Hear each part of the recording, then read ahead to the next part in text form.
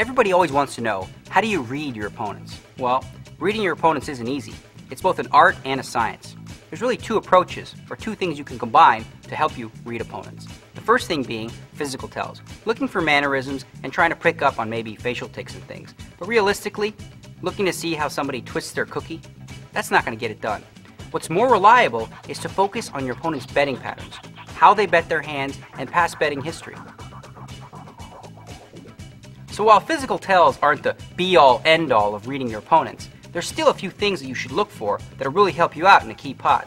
For one, if you notice that a player is betting really aggressively, and all of a sudden his arm extends like that, like, I bet! Well, chances are, this guy's trying to scare you. He might be bluffing.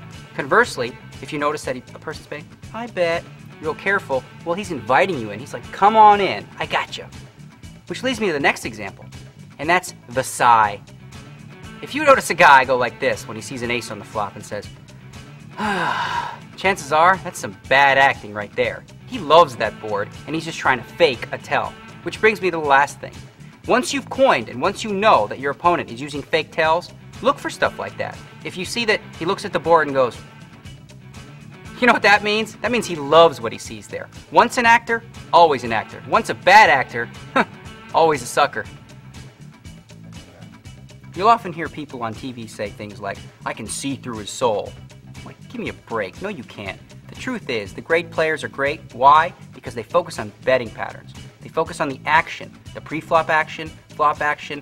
How does this person play these hands in certain positions? Does this person raise with a flush draw? Would this person ever just call with a big pair like aces or kings? The more questions you ask yourself and the more answers you get, the higher the likelihood that you're going to make the right decision in the long run. So again, to improve your hand reading skills, you need to combine both the art and the science. Both the physical mannerisms as well as your opponent's betting patterns. You really just got to pay attention. Watch your opponents. The more information you have, the better decisions you'll be able to make in those big, crucial pots.